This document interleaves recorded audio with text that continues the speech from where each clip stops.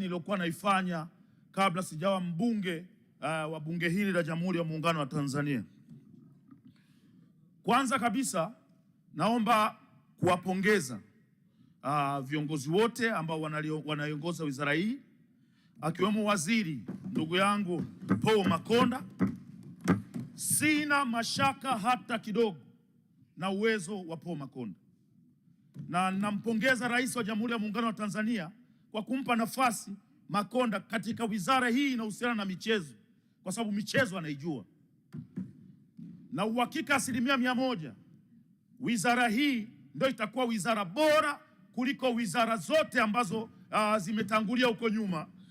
Kiongozi huyu, waziri huyu Paul Makonda anaenda kufanya maajabu katika nchi yetu ya Tanzania.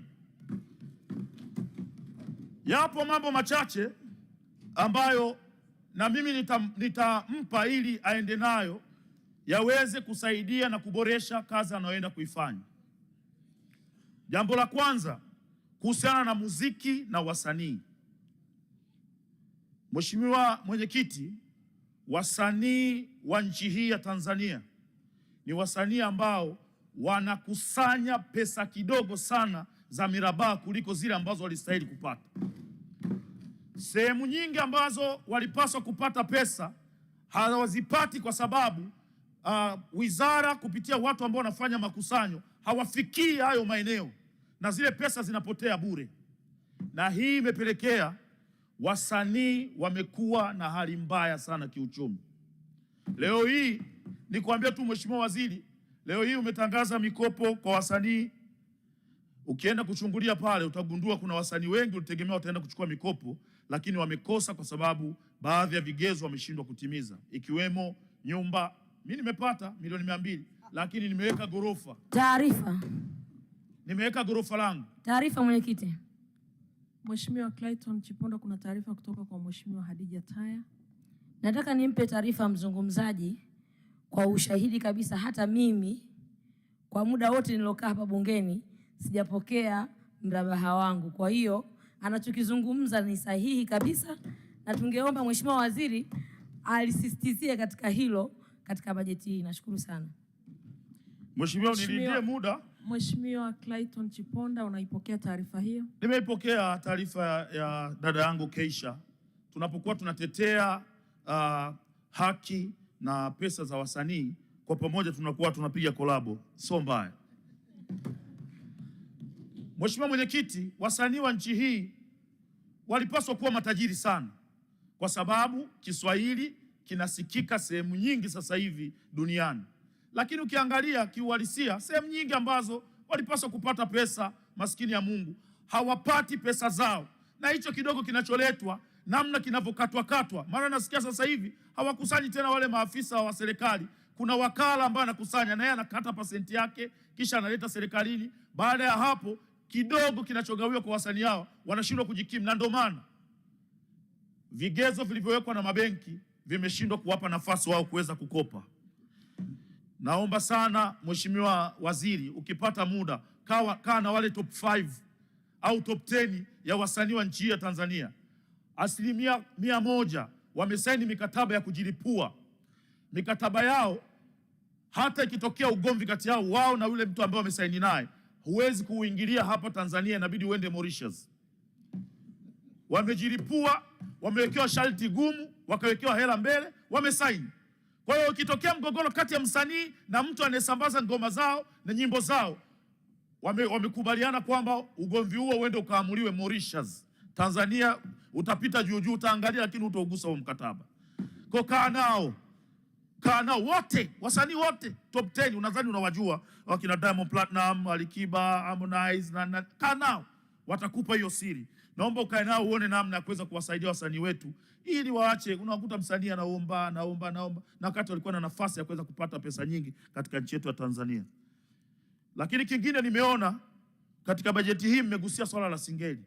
Ni kweli watu wengi tulikuwa tunaona singeli ni kama mziki wa kiuni hivi, lakini kiuhalisia kwenye nchi yoyote ikilia singeli unaiona Tanzania.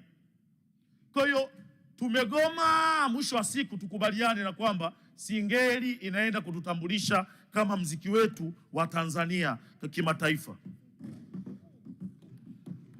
Lingine, Mheshimiwa Mwenyekiti, nimeona bajeti imeombwa hapa zaidi ya bilioni 500 na kitu. Pesa nyingi naona zinawekwa kwenye kutengeneza barabara, kutengeneza viwanja, kuweka mazingira mazuri. Tunashukuru sana. Lakini nataka nimwambie Mheshimiwa Waziri kwamba viwanja havichezi pale ndani. Kama hatutawekeza kwenye timu ya taifa na tutapeleka wazee wale wale, itakuwa ndo aibu ya kwanza kukutana nayo katika mechi ya kwanza ya ufunguzi, na rais yuko pale, tunapigwa 3, hata refa abebaje hawezi kutupa penalty 3.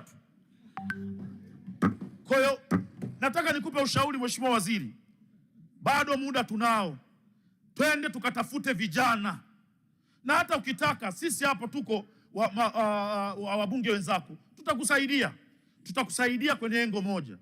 Tupe kazi, kila mbunge kwenye jimbo lake akuletee vijana wawili kiboko kabisa kwenye jimbo, wakusanye pale Dar es Salaam. Tuko wabunge hapa zaidi ya 270 na kitu. Tukikuletea vijana wawili au watatu, utapata vijana 800. Mwambie mzee Gamondi kama hayupo, where is Mr. Gamondi? Angenisikia na yeye.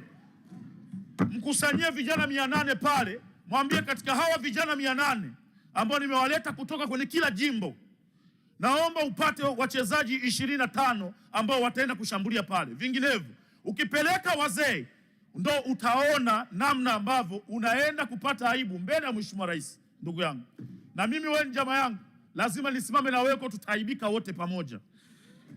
Na kushauri, tutafute vijana katika mashule, tutafute vijana katika majimbo, na sisi wabunge kidogo kariziki kapo kidogo, tuna uwezo kukusaidia hata kuwasafirisha hao vijana kwa pesa zetu, tuwalete Dar es Salaam, wakusanyike pale, uchuje. Lazima tushirikishe sisi, kwa sababu ukiwapa maafisa michezo wataona dili limeingia kwenye kazi. Sisi wabunge tunapenda sifa, kwa lazima turuetea watu ambao watatuletea sifa kwenye majimbo yetu. Tupe nafasi tukusaidie. Hii kazi uiwezi wewe mwenyewe ndugu yangu. Tupe nafasi tukusaidie, tupate timu yenye vijana. Ukipeleka wazee, akili inataka kupiga, mwili unakataa kabisa. Viungo vimeshaenda. Viungo viko old. Na unajua mataifa mengine wanakuja hapa wana hasira, hawatatuhurumia tu kwa sababu sisi ndio tumeandaa haya mashindano. Tutapigwa kama ng'ombe, na mimi hiyo sitokubali, na itazidi kutupa ugumu sisi ambao tunahamasisha wananchi waende wakaishabikie timu ya taifa. Usifikiri timu ya taifa watu hawaipendi, ila wanaogopa vipigo. Wakienda pale wanaona kabisa ninaenda kushabikia, lakini kipigo nitakachokutana nacho kitanirudisha na uchungu. Kwa mchango wako, muda wako umeisha. Yes, Mheshimiwa Mwenyekiti, dakika moja ya mwisho, mimi naunga mkono hoja Mheshimiwa Mwenyekiti. Naomba tuwape hela hawa bana, tuwapime. Huu ni mwaka wao kwanza. Mimi na Mheshimiwa Makonda ni wapya katika bunge hili. Tumuone makeke yake, na uhakika 100% hata angekuwa diwani huu bana, angeng'ara hivi kwa sababu. Asante Mheshimiwa kwa mchango wako. Asante sana. Nilimtaja Mheshimiwa Festo Richard Sanga, tutamalizia na Mheshimiwa Dr. Christina Christopher Mzava. Asante Mheshimiwa Mwenyekiti kwa kunipa nafasi. Jambo la kwanza Mheshimiwa Mwenyekiti, nipende kuipongeza wizara pamoja na kamati kwa maoni na kwenda kutengeneza mabadiliko. Mheshimiwa Mwenyekiti, lakini mimi niongee jambo moja. Hili jambo, mimi ni mjumbe kwenye kamati ya elimu, utamaduni na michezo. Mheshimiwa Mwenyekiti, vijana uko nje wanalia na arena. Mheshimiwa Mwenyekiti, leo ni siku ambayo na mtihani. Mheshimiwa Rais ameniletea mawaziri wote washikaji zangu, yule mchungaji mshikaji wangu, yule mwana hip hop mshikaji wangu, lakini leo nitaondoka na shilingi yao kwa maslahi ya vijana wa nchi hii. Hatuwezi kila siku tunazungumza arena, alafu Mheshimiwa Mwenyekiti, waziri amesimama hapa amemaliza maneno yake yote. Sijaona akizungumza bajeti ya arena, sijaona hatima ya vijana hawa ambao wanaolalamika huko nje kwamba tunahitaji arena. Mheshimiwa Rais ametoka kifua mbele, amesema ametupatia arena. Waziri amesimama hapa hajasema lolote. Ndugu yangu Makonda, leo Kama mama anakuombea dua nyumbani, mshahara wako naondoka nao, mshahara wako naondoka nao mwana FA. Hatuwezi kukaa, vijana wanataka sport arena. Tunaona mfano, amezungumza mheshimiwa mwenyekiti wetu wa kamati hapa kuhusu ndugu zetu wale wa Dar City. Wanahaso wanakwenda kufanya mazoezi Zanzibar wale. Yule ndugu yetu Mzenji anapambana. Kama light tungekuwa na sport arena, wale wangefanyia hapo. Lakini leo hii Mzenji anaungaunga, anakwenda kulipa nje, anatoa wachezaji nje ya nchi, lakini viwanja havina kiwango. Mheshimiwa Rais ameleta pesa, hatuoni hivyo. Juzi Mheshimiwa mwenyekiti, tulikuwepo na mawaziri wote hawa wawili tukiangalia ngumi pale kwa ndugu yetu Mafia. Ule uwanja wachezaji wakicheza katikati wanateleza kwa sababu mvua ilinyesha. Mfikiria Mheshimiwa mwenyekiti, tungekuwepo na sport arena ingekuwa hivyo. Asa leo hii Mheshimiwa mwenyekiti, nazungumza mimi ndo mtu wa kwanza, ndugu zangu mtanisamee, taifa kwanza, udugu baadaye. Nataka kuona utaratibu wa sports arena inajengwa. Nataka uzungumze, usimame na utupe na ushahidi. Vijana wamechoka. Mimi ni Mswahili sana, unajua. Mimi nikikuzungumza Uswahili, mimi ni Mswahili mpaka chenji inabaki. Napozungumza hivyo Mheshimiwa mwenyekiti, watu wakitaka msimu huu, msimu wa mvua, watu wanapigia mashehe mvua zisinyeshe, ndio watu wapigane ngumi pale. Alikuwepo Mheshimiwa waziri, mchana mvua kali, dakika 2 jua kali. Haiwezekani haya mambo, mvua inyeshe, burudani ziendelee, na ili ziendelee lazima tufuate kile alichokisema Mheshimiwa Rais.